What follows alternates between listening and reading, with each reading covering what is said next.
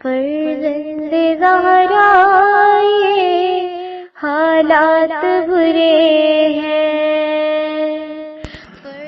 کاشانہ بصیرت ایک ایسا مکمل یوٹیوب چینل جس پر محروم بصارت کے لیے بالخصوص اور تمام افراد کے لیے بالعموم سینکڑوں کی تعداد میں اسلامی کتب دستیاب ہیں۔ لہذا گزارش ہے کہ آپ اپنی ذمہ داری نبھاتے ہوئے کاشانہ بصیرت کو سبسکرائب کرنے کے ساتھ ساتھ بیل آئیکن کو پریس کیجئے تاکہ آپ علم کے حصول کے ساتھ ساتھ مذہب اہل بیت کی اشاعت میں بھی اہم کردار ادا کرتے رہیں۔ کاشانہ بصیرت۔ فرزند زہرا یہ حالات برے ہیں۔ سب سامعین کو میرا سلام پہنچے۔ ہم اور آپ کاشانہ بصیرت کے یوٹیوب چینل کی وساطت سے جسارت کر رہے ہیں تفسیر الکوثر کی جلد نمبر 4 کو پڑھنے کی۔ قیل یا نوح اہبط بسلام منا وبرکات علیک وعلی ممن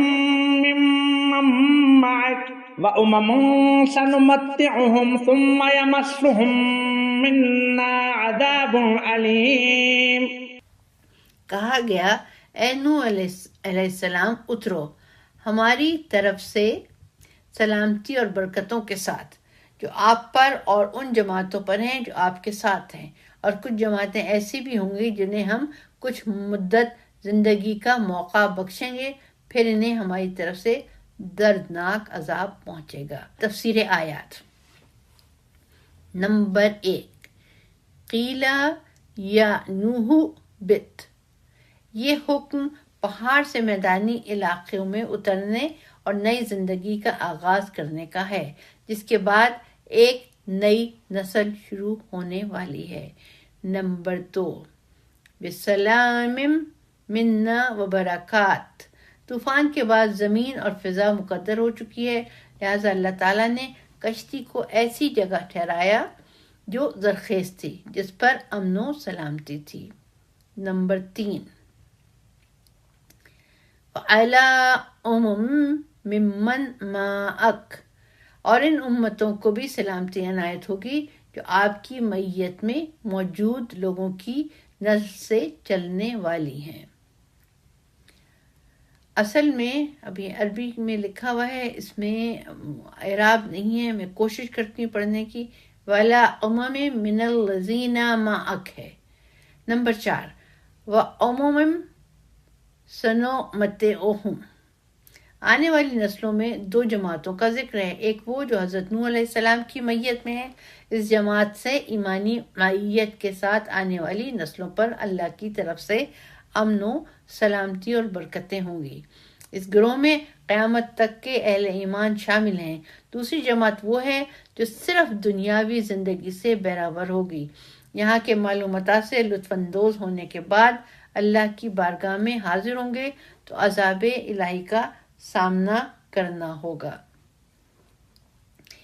ایک بار اس سرزمین کو کفر و عصیان سے پاک کرنے کے بعد بھی حق و باطل کی جنگ جاری رہے گی، نور و ظلمت کا آمنا سامنا ہوتا رہے گا، حق و باطل کے مقابلے میں مقام ملتا ہے۔ کسی ظلمت کے وجود کی صورت میں نور کی قدردانی ہوتی ہے۔ انسان کو طوفان کے بعد بھی اسی خود مختاری اور آزادی کے میدان میں چھوڑ کر پرکھنا، جس کا لازمی نتیجہ یہی نکلے گا کہ کچھ لوگ حق کا راستہ منتخب کریں گے اور کچھ لوگ باطل کا۔ فریق فی الجنہ و فریق فی السعیر۔ اہم نکات، ایک ہی نکتہ ہے، امن و برکات ان قوموں پر ہیں جو انبیاء کے ساتھ ہیں۔ ممن معک، تلک من انباء الغیب نوحیہا الیک ما كنت تعلمها انت ولا قومك من قبل هذا فاصبر ان العاقبۃ للمتقین۔ یہ ہیں غیب کی کچھ خبریں جو ہم آپ کی طرف وہی کر رہے ہیں۔ اس سے پہلے نہ آپ ان باتوں کو جانتے تھے اور نہ آپ کی قوم، پس صبر کریں، انجام یقیناً پرہیزگاروں کے لیے ہے۔ تفسیر آیات نمبر 1، تلکا من انبائی الغیب، تلکا من انباء الغیب، اس قسم کی غیب کی خبریں بیان کرنا اس بات کی دلیل ہے کہ قرآن اللہ عالم الغیب کی طرف سے ہے، ورنہ قدیم ترین نبی حضرت نوح علیہ السلام کہ ان واقعات کا کما حق علم رکھنے والا آپ کی قوم میں کوئی نہیں، لہٰذا یہ امکان ابھی موجود نہیں کہ آپ صلی اللہ علیہ وآلہ وسلم نے کسی سے سنا ہو۔ نیز واقع نوح علیہ السلام سے آپ صلی اللہ علیہ وسلم تسکین حاصل کریں کہ مخالف خواہ کتنا ہی طاقتور کیوں نہ ہو، بالآخر حق کا بول بالا ہوگا، لہٰذا مشکلات و مصائب سے دل شکستہ نہ ہو، صبر و ہمت کا دامن تھام لیں، انجام پرہیزگاروں کے حق میں ہے۔ اہم نکات، ایک نکتہ ہے اس میں تحریر، زندگی بہرحال گزر ہی جاتی ہے، امیر کی بھی اور فقیر کی بھی، کامیابی اور ناکامی کی منزل انجام کار ہے جس کے لیے صبر درکار ہے۔ فاصبر ان العاقبۃ للمتقین۔ وَإِلَىٰ عَادٍ أَخَاهُمْ هُودًا قَالَ يَا قَوْمِ اعْبُدُوا اللَّهَ مَا لَكُم مِّن إِلَٰهٍ غَيْرُهُ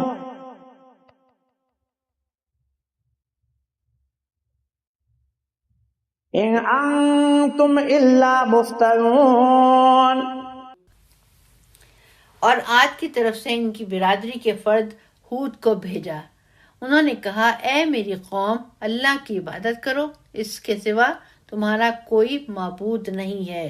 پرنتھسس میں لکھا ہے دوسرے معبودوں کو تم نے صرف افترا کیا ہے۔ تفسیر آیات، اس آیت کی تشریح کے لیے ملاحظہ ہو سورہ اعراف آیت نمبر 65۔ یا قوم لا اسألکم علیہ اجرا ان اجری الا علی الذین فطرنی افلا تعقلون۔ اے میری قوم، میں اس کام پر تم سے کوئی اجرت نہیں مانگتا، میرا اجر تو اس ذات پر ہے جس نے مجھے پیدا کیا ہے، کیا تم عقل نہیں رکھتے؟ تفسیر آیات، جب میں کسی قسم کے مفاد سے بالا تر ہو کر اس دعوت کا سلسلہ جاری رکھ رہا ہوں، یہ سب مشقتیں برداشت کر رہا ہوں اور تمہارے پرانے رسوم و عقائد کی مخالفت کر کے سب کو اپنا دشمن بنا لیا ہے، تو تمہیں سوچنا چاہیے کہ اگر حق و حقیقت جیسی اطمینان بخش طاقت میرے پیچھے نہ ہوتی تو ان سب مصائب و مشکلات سے بے پرواہ ہو کر اس گرداب میں کیوں کودتا۔ اہم نکات، استحصالی وہ ہوتا ہے جو موجودہ خرافات کو فروغ دے کر اپنا مفاد حاصل کرے، اور حق کا داعی وہ ہوتا ہے جو تمام مفادات سے بالا تر ہو کر اپنی بات کرے۔ لا اسلکم علیہ اجرا۔ وَيَا قَوْمِ اسْتَغْفِرُوا رَبَّكُمْ ثُمَّ تُوبُوا إِلَيْهِ يُرْسِلِ السَّمَاءَ عَلَيْكُمْ مِدْرَارًا وَيَزِدْكُمْ قُوَّةً إِلَىٰ قُوَّتِكُمْ وَلَا تَتَوَلَّوْا مُجْرِمِينَ۔ اور اے میری قوم، اپنے رب سے مغفرت مانگو، پھر اس کے حضور توبہ کرو، وہ تم پر آسمان سے موسلا دھار بارش برسائے اور تمہاری قوت میں مزید قوت کا اضافہ کرے، اور مجرم بن کر منہ نہ پھیرو۔ تشریح کلمات، جو کلمہ لکھا ہے وہ ہے المدرار، پرنتھسز میں ہے دال، رے اور پھر رے، پرنتھسز بند ہو جاتی ہیں، پھر لکھا ہوا ہے صیغہ مبالغہ ہے، بہت برسنے والا۔ اصل میں یہ لفظ درہ سے ہے جس کے معنی دودھ کے ہیں، پھر بطور استعارہ بارش کے لیے استعمال ہونے لگا، پھر خوبی کے لیے یہ لفظ استعمال ہوتا ہے، کہا جاتا ہے للہ درہ، اس کی خوبی اللہ کے لیے ہو۔ تفسیر آیات نمبر 1 وَيَا قَوْمِ اسْتَغْفِرُوا رَبَّكُمْ۔ اس مضمون کی آیت رسول کریم صلی اللہ علیہ وآلہ وسلم کی طرف نازل ہوئی تھی، جو سورہ کی ابتدا میں آیت نمبر 3 میں گزر گئی، اور یہ کہ اپنے رب سے مغفرت طلب کرو، پھر اس کے آگے توبہ کرو، وہ تمہیں مقررہ مدت تک دنیا میں اچھی متاع زندگی فراہم کرے گا۔ اس کے علاوہ دیگر متعدد آیات سے معلوم ہوتا ہے کہ دنیاوی زندگی کی سعادت اور شقاوت میں دینی و اخلاقی قدروں کو دخل ہے۔ آگے آیت لکھی ہوئی ہے، میں آپ کے سامنے پڑھنے کی جسارت کر رہی ہوں۔ وَلَوْ أَنَّ أَهْلَ الْقُرَىٰ آمَنُوا وَاتَّقُوا لَفَتَحْنَا عَلَيْهِمْ بَرَكَاتٍ مِّنَ السَّمَاءِ وَالْأَرْضِ۔ اس کا حوالہ سورہ اعراف آیت نمبر 96 اور اس کا ترجمہ کچھ اس طرح سے تحریر ہے، اور اگر ان بستیوں کے لوگ ایمان لے آتے اور تقویٰ اختیار کرتے تو ہم ان پر آسمان اور زمین کی برکتوں کے دروازے کھول دیتے۔ نمبر 2 وَيَزِدْكُمْ قُوَّةً إِلَىٰ قُوَّتِكُمْ معاف کیجیے گا۔ نمبر 2 وَيَزِدْكُمْ قُوَّةً إِلَىٰ قُوَّتِكُمْ سے معلوم ہوتا ہے یہ قوم ایک طاقتور قوم تھی، اگر وہ ایمان لے آئے تو اس قوت میں جسمانی یا ایمانی یا مال و اولاد کے ذریعے قوت میں اضافہ ہوگا۔ چنانچہ حضرت نوح علیہ السلام سے بھی اسی طرح کا خطاب ہوا۔ یُرْسِلُ السَّمَاءَ عَلَيْكُمْ مِدْرَارًا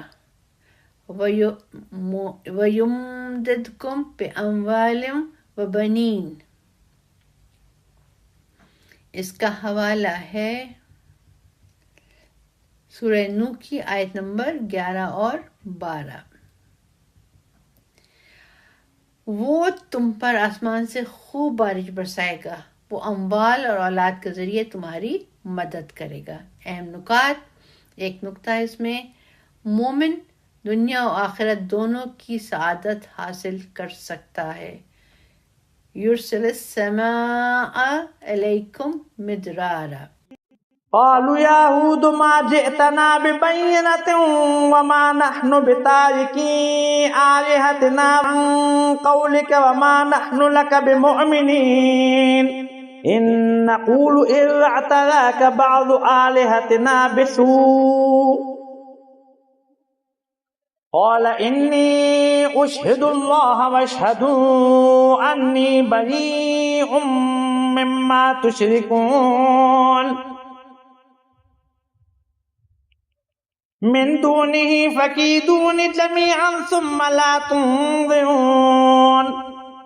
کہنے لگے اے ہود، تم ہمارے سامنے کوئی شہادت نہیں لائے، اور ہم تمہاری بات پر اپنے معبودوں کو نہیں چھوڑ سکتے، اور نہ ہی ہم تجھ پر ایمان لا سکتے ہیں، کیونکہ ہم تو یہ کہتے ہیں تجھے ہمارے معبودوں میں سے کسی نے آسیب پہنچایا ہے۔ ہود نے کہا میں اللہ کو گواہ بناتا ہوں اور تم کو بھی گواہ رہو کہ اللہ کے سوا جنہیں تم شریک ٹھہراتے ہو میں ان سے بیزار ہوں۔ اس اللہ کے سوا تم سب مل کر میرے خلاف سازش کرو، پھر مجھے مہلت نہ دو۔ تفسیر آیات نمبر 1 قالوا یا ہود ما جئتنا۔ ہود علیہ السلام کی قوم کا موقف یہ تھا کہ اگر آپ اللہ کے نمائندے ہیں تو کوئی ایسی شہادت پیش کریں کہ ہمیں یقین ہو جائے کہ آپ علیہ السلام اللہ کی طرف سے آئے ہیں۔ عین ممکن ہے قوم ہود نے بھی اس قسم کی شہادتیں مانگی ہوں جیسے ہمارے رسول صلی اللہ علیہ وآلہ وسلم سے لوگوں نے مانگی ہیں کہ آپ صلی اللہ علیہ وسلم کے ساتھ کوئی فرشتہ ہو یا خزانوں کی کنجیاں آپ کے پاس ہوں وغیرہ۔ نمبر 2 ان نقول الا تراک۔ اگر یہ چیزیں آپ علیہ السلام پیش نہیں کر سکتے ہیں تو ہم یہ سمجھیں گے چونکہ آپ علیہ السلام نے ہمارے معبودوں کے حق میں گستاخی کی ہے تو اس کی وجہ سے آپ علیہ السلام آصف زدہ ہو گئے ہیں اور نامربوط باتیں کرنا شروع کی ہیں۔ نمبر 3، انی اشہد اللہ، ہود علیہ السلام نے فرمایا میں اللہ کو اور تم کو گواہ بنا کر تمہارے ان معبودوں سے اعلان بیزاری کرتا ہوں اور تم مل کر میرے خلاف جو کچھ کر سکتے ہو کرو۔ نمبر 4، فکیدونی جمیعا، اگر تمہارے معبود مجھے آسیب پہنچا سکتے ہیں تو میرے خلاف تمہاری مدد بھی کر سکتے ہیں۔ تم ایک بار میرے خلاف ان معبودوں سے مدد لے کر دکھاؤ۔ حضرت ہود علیہ السلام اس چیلنج میں اس قدر اپنے رب پر اعتماد کا اظہار فرما رہے ہیں کہ کافروں سے فرماتے ہیں کہ جیسے اللہ تمہیں مہلت دیتا ہے اب مجھے مہلت بھی نہ دو اور اپنی سازش پر فوری عمل کرو۔ اہم نکات، پہلا نقطہ ہے اظہار برات کرنا بھی موقف کی مضبوطی کی دلیل ہے۔ انی بریء مما تشرکون۔ نمبر 2، دشمن کی طرف سے تمام خطرات کو چیلنج کرنا ہود علیہ السلام کا معجزہ تھا۔ فکیدونی،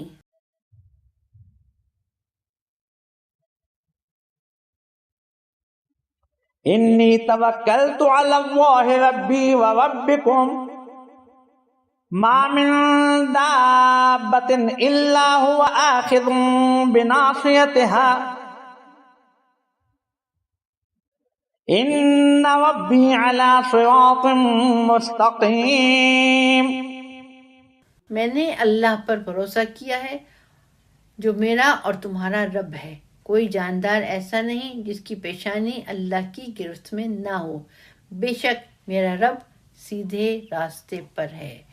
تشریح ہے کلمات، جو کلمہ لکھا ہے وہ ہے ناسیہ، پرنتھیسز میں ہے نون، سواد اور چھوٹی یہ پرنتھیسز بند ہو جاتے ہیں، کہ معنی پیشانی یا پیشانی کے بالوں کے ہیں۔ محاورہ ہے اس نے پیشانی کے بالوں سے پکڑا، جس کو پوری گرفت میں لیا جاتا ہے۔ تفسیر آیات نمبر 1، انی توکلت علی اللہ، حضرت ہود علیہ السلام نے دشمن کو ان کی ناتوانی کا احساس دلایا، اس کے بعد اپنی طاقت کا بھی احساس دلا رہے ہیں کہ میں نے اس رب پر بھروسہ کیا ہے جس کے قبضہ قدرت میں ہر جاندار کی جان ہے، وہی طاقت کا سرچشمہ ہے اور وہی عدل و انصاف کا مالک بھی ہے، وہ حق کا ساتھ دیتا ہے اور باطل کو نابود کرتا ہے۔ نمبر 2، اِنَّ ربی علی صراط مستقیم، جس ذات پر میرا توکل اور بھروسہ ہے وہ تمہارے باطل وہمی معبودوں کی طرح نہیں ہے۔ پھر سے پڑھتی ہوں، جس بات پر میرا توکل اور بھروسہ ہے وہ تمہارے باطل وہمی معبودوں کی طرح نہیں ہے، وہ راہ راست حق پر ہے، مجھے بھی راہ راست کی ہدایت دیتا ہے۔ اہم نکات، نمبر 1، طاقتور شخص وہ ہے جو طاقت کے سرچشمے پر بھروسہ کرتا ہے، انی توکلت علی اللہ۔ نمبر 2، اللہ تعالیٰ کے قبضہ قدرت میں ہر جاندار کی جان ہے، ہوا آخذ بناصیتها۔ فَإِن تَوَلَّوْا فَقَدْ أَبْلَغْتُكُم مَّا أُرْسِلْتُ بِهِ إِلَيْكُمْ وَيَسْتَخْلِفُ رَبِّي قَوْمًا غَيْرَكُمْ وَلَا تَضُرُّونَهُ شَيْئًا إِنَّ رَبِّي عَلَى كُلِّ شَيْءٍ حَفِيظٌ۔ پھر اگر تم منہ پھیرتے ہو تو میں نے تو وہ پیغام تمہیں پہنچا دیا ہے جس کے ساتھ میں تمہاری طرف بھیجا گیا تھا، اور میرا رب تمہاری جگہ اور لوگوں کو لائے گا اور تم اس کا کچھ بھی نہیں بگاڑ سکتے، بے شک میرا رب ہر چیز پر نگہبان ہے۔ تفسیر آیات نمبر 1، فَإِن تَوَلَّوْا فَقَدْ أَبْلَغْتُكُمْ، حجت پوری ہونے کے بعد منہ پھیرنے کی صورت میں جو کچھ امتوں کے ساتھ ہوا اسی انجام سے دوچار ہو جاؤ گے، چونکہ حق کا پیغام تم تک پہنچ گیا ہے اور کوئی عذر باقی نہیں ہے۔ نمبر 2، وَيَسْتَخْلِفُ رَبِّي قَوْمًا غَيْرَكُمْ، بعد میں اس کی تصریح فرما دی کہ تم کو صفحہ ہستی سے مٹا کر تمہاری جگہ دوسری قوموں کو آباد کرے گا، جیسا کہ خود تم کو قوم نوح کے بعد اس زمین پر ان کا جانشین بنایا تھا۔ تمہارے وجود سے اللہ کا کوئی فائدہ نہیں پہنچ رہا، اللہ کو کوئی فائدہ نہیں پہنچ رہا کہ تمہارے جانے سے اسے کوئی نقصان پہنچ جائے۔ اہم نکات: نمبر 1، کفر طغیانی کی وجہ سے امتیں مٹ جاتی ہیں۔ وَيَسْتَخْلِفُ رَبِّي قَوْمًا۔ نمبر 2، کوئی اللہ کو نقصان نہیں پہنچا سکتا۔ وَلَا تَضُرُّونَهُ شَيْئًا۔ ولما جاء أمرنا نجينا هودا والذين آمنوا معه برحمة منا ونجيناهم من عذاب غليظ وأتبعوا في هذه الدنيا لعنة ويوم القيامة ألا إن عادا كفروا ربهم ألا بعدا لعاد قوم هود۔ یہ وہی عاد ہیں جنہوں نے اپنے رب کی نشانیوں کا انکار کیا اور اس کے رسولوں کی نافرمانی کی اور ہر کش دشمن کے حکم کی پیروی کی، اور اس دنیا میں بھی لعنت نے ان کا تعاقب کیا اور قیامت کے روز بھی ایسا ہوگا۔ واضح رہے، عاد نے اپنے پروردگار سے کفر کیا۔ آگاہ رہو، ہود کی قوم یعنی عاد کے لیے رحمت حق سے دوری ہے۔ تفسیر آیات، یہ ہیڈنگ ہے۔ قوم عاد کی 3 خصلتوں کا ذکر ہے۔ نمبر 1، جہدوا بآیاتی ربہم۔ جہدوا بآیاتی ربہم، اللہ کی نشانیوں کا انکار کیا۔ اس سے معلوم ہوتا ہے کہ قوم عاد کو حضرت ہود علیہ السلام نے معجزے بھی دکھائے تھے۔ نمبر 2، وعصوا رسولہ، اس قوم نے رسولوں کی نافرمانی کی، کیونکہ تمام رسولوں کا پیغام اور رسالت ایک ہی ہوتی ہے، لہذا ایک رسول کی نافرمانی دوسرے رسولوں کی بھی نافرمانی شمار ہوتی ہے۔ نمبر 3، واتبعوا امر کل جبار، اس قوم نے اللہ کے نمائندے کی نافرمانی کر کے سرکشوں کی پیروی کی اور اللہ اور اس کے رسول کے مقابلے میں آ گئے۔ اس کا لازمی نتیجہ یہ ہوا کہ وہ رحمت خدا سے بیگانہ ہو گئے۔ اللہ دنیا اور آخرت دونوں میں اپنے بندوں پر رحم کرتا ہے۔ جو قوم یا فرد دنیا میں اللہ کی رحمت سے بیگانہ ہوگا، وہ آخرت میں بھی اس کی رحمت سے محروم ہوگا۔ دنیا آخرت کے لیے کھیتی ہے۔ جو کچھ کھیتی کے لیے دنیا میں رونما ہوگا، اس کے اثرات فصل پر پڑنا ایک طبعی امر ہے۔ اہم نکات، اس ذیل میں 2 نکتے ہیں۔ نکتہ نمبر 1، انبیاء علیہ السلام کی نافرمانی کا نتیجہ طاغوت کی غلامی ہے۔ وعصوا رسولہ واتبعوا۔ نمبر 2، طاغوت کے سامنے سر تسلیم خم کرنا دنیا اور آخرت میں لعنت کا موجب ہے۔ واتبعوا امر کل جبار عنید۔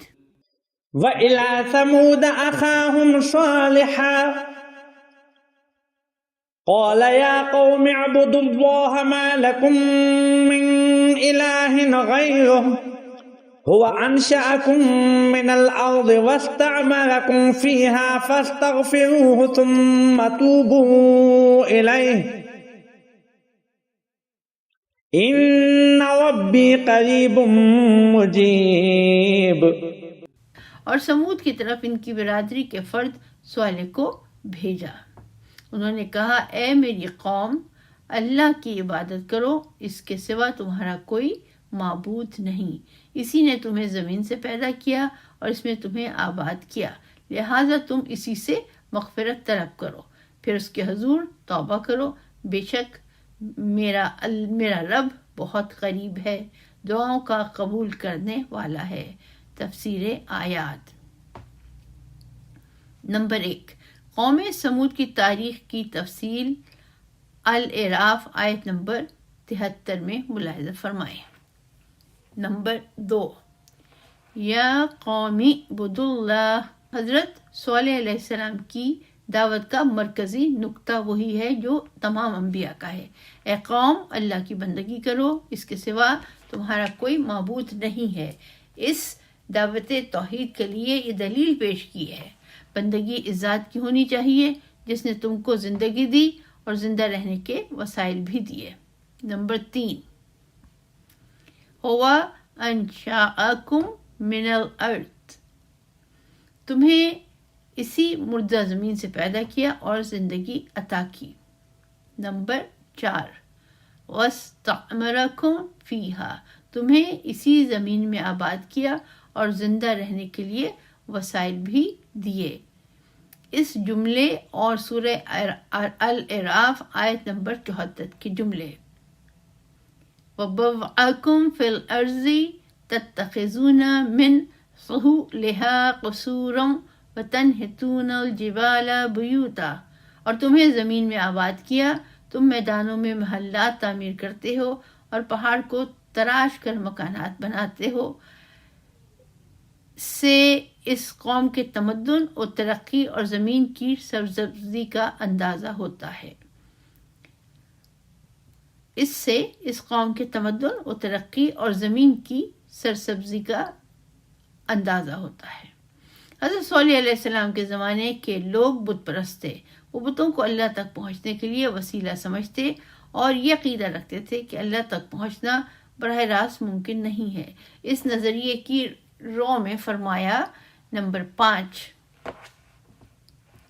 فَاسْتَغْفِرُوهُ ثُمَّ تُوبُوا إِلَيْهِ، جس نے تمہیں پیدا اور زمین میں آباد کیا اور ہر آن تمہیں زندگی کے وسائل فراہم کرتا ہے، اس کے اور تمہارے درمیان کون سی چیز حائل ہو سکتی ہے؟ تم براہ راست اس سے استغفار کرو، اس کی طرف رجوع کرو تو ان ربی قریب مجیب، میرا رب قریب ہے، دعاؤں کو قبول کرنے والا ہے۔ اہم نکات۔ پہلا نکتہ، جو انسان کا خالق ہے وہی معبود ہوتا ہے۔ ہوا انشاءکم، ہوا انشاءکم۔ نمبر 2، انسان زمین کی آبادی کا ذمہ دار ہے۔ واستعمرکم فیہا۔ نمبر 3، اللہ تک رسائی کے لیے خود ساختہ وسائل نہیں ہوا کرتے۔ ان ربی قریب مجیب۔ قالوا يا صالح قد كنت فينا مرجوا قبل هذا أتنهانا أن نعبد ما يعبد آباؤنا وإننا لفي شك مما تدعونا إليه مريب۔ انہوں نے کہا، اے صالح، اس سے پہلے ہم تم سے بڑی امیدیں وابستہ رکھتے تھے، اب کیا ان معبودوں کی پوجا کرنے سے تم ہمیں روکتے ہو جن کی ہمارے باپ دادا پوجا کرتے تھے، اور جس بات کے تم ہمیں دعوت دے رہے ہو اس بارے میں ہمیں شبہ انگیز شک ہے۔ تفسیر آیات۔ نمبر 1، قالوا یا صالح قد کنت فینا۔ اس آیت سے معلوم ہوتا ہے کہ حضرت صالح علیہ السلام رسالت پر مبعوث ہونے سے قبل اپنی قوم میں ممتاز مقام رکھتے تھے۔ قوم کو ان کی فہم و فراست اور اعلیٰ صلاحیتوں سے کچھ امیدیں وابستہ تھیں۔ ممکن ہے حضرت صالح علیہ السلام اپنی قوم کی تہذیب و تمدن، تعمیر و ترقی کے امور اور اعلیٰ انسانی قدروں کے مالک ہونے کی وجہ سے اعتماد و امانت کے اعتبار سے امیدوں کا مرکز ہوں، جیسا کہ مکہ والے جناب رسالت مآب صلی اللہ علیہ وآلہ وسلم کے بارے میں پہلے اس قسم کا موقف رکھتے تھے۔ امانت و اعتماد اور اعلیٰ انسانی قدروں کے مالک ہونے کی وجہ سے وہ مرکز توجہ تھے۔ اب جب ان کے معبودوں کے خلاف قدم اٹھایا ہے تو ان کے درمیان منفور ہو گئے، اعتماد اٹھ گیا۔ اہم نکات۔ اس میں ایک ہی نقطہ تحریر ہے، میں آپ کے سامنے پڑھتی ہوں۔ ہر پیغمبر تمام انسانی اور اخلاقی قدروں میں اپنے زمانے کے سب لوگوں سے بہتر ہوتا ہے۔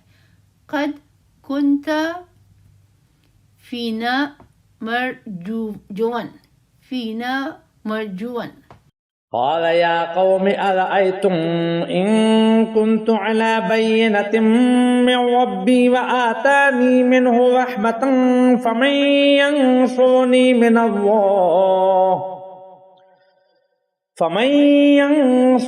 من الله إن عصيته فما تزيدونني غير تخسير۔ صالح نے کہا، اے میری قوم، یہ تو بتاؤ کہ اگر میں اپنے رب کی طرف سے دلیل رکھتا ہوں اور اس نے اپنی رحمت سے مجھے نوازا ہے، تو اگر میں اس کی نافرمانی کروں تو اللہ کے مقابلے میں میری حمایت کون کرے گا؟ تم تو میرے گھاٹے میں صرف اضافہ کر سکتے ہو۔ تفسیر آیات نمبر 1۔ بینۃ من ربی، اس آیت میں بینۃ سے مراد معجزہ اور رحمتن سے مراد نبوت ہے، جیسا کہ اس سورہ کی آیت نمبر 28 میں گزر چکا ہے۔ نمبر 2، فَمَن يَنصُرُنِي مِنَ اللَّهِ، دوسرے جملے میں فرمایا کہ معجزہ اور نبوت عطا ہونے کے باوجود اگر میں اللہ کی نمائندگی چھوڑ کر تمہارے بات مان لوں اور غنی مطلق کے در کو چھوڑ کر محتاج بندوں کے دروازے پر دستک دوں، رحمت کے خزانے کو چھوڑ کر حاجت بندوں کی خالی جھولیوں کو تکتا رہوں، تو ہر آن میرے گھاٹے میں اضافہ ہوگا۔ اہم نکات، ایک نقطہ ہے اس میں، اللہ کے در کو چھوڑ کر بندوں سے امید رکھی جائے تو خسارے میں اضافہ ہوگا۔ فما تزیدوننی غیر تقصیر۔ یہاں پہ ہم اس ریکارڈنگ کو ختم کرتے ہیں۔ آپ سب کا بہت بہت شکریہ، مشکور ہوں میں۔ پروردگار عالم ہماری اس کوشش کو مقبول کرے، اور اے رب کائنات تو رحمان الرحیم ہے، اگر کسی جگہ پر نادانستہ طور پر کوئی غلطی ہو گئی ہو تو اے پالنے والے اس کو معاف فرمانا۔ دعاؤں میں یاد رکھیے گا۔ اللہ حافظ و ناصر۔